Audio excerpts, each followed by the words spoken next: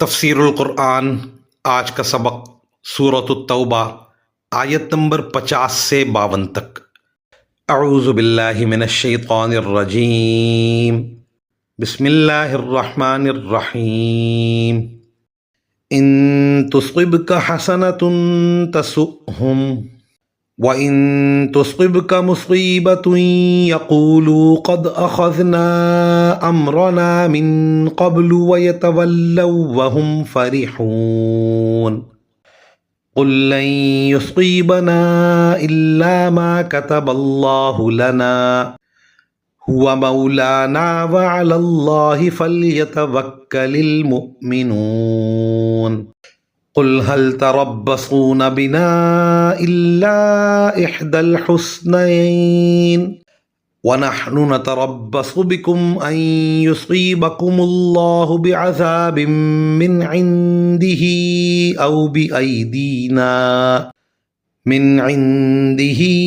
أَوْ بِأَيْدِينَا فَتَرَبَّصُوا إِنَّا مَعَكُمْ مُتَرَبِّصُونَ۔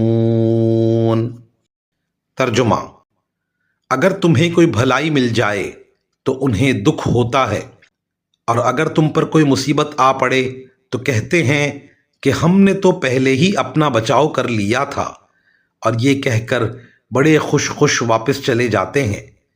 کہہ دو کہ اللہ نے ہمارے مقدر میں جو تکلیف لکھ دی ہے، ہمیں اس کے سوا کوئی اور تکلیف ہرگز نہیں پہنچ سکتی۔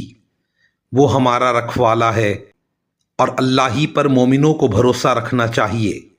کہہ دو کہ تم ہمارے لیے جس چیز کے منتظر ہو وہ اس کے سوا اور کیا ہے کہ آخر کار دو بھلائیوں میں سے ایک نہ ایک بھلائی ہمیں ملے، اور ہمیں تمہارے بارے میں انتظار اس کا ہے کہ اللہ تمہیں اپنی طرف سے یا ہمارے ہاتھوں سزا دے۔ بس اب انتظار کرو، ہم بھی تمہارے ساتھ منتظر ہیں۔ ان آیات میں فرمایا گیا کہ یا تو ہمیں فتح ہو یا ہم اللہ تعالیٰ کے راستے میں شہید ہو جائیں، اور ہمارے لیے دونوں باتیں بھلائی کی ہیں۔ تم سمجھتے ہو کہ اگر ہم شہید ہو گئے تو ہمارا نقصان ہوگا، حالانکہ شہادت نقصان کا نہیں بڑے فائدے کا سودا ہے۔ وآخر دعوانا ان الحمد للہ رب العالمین۔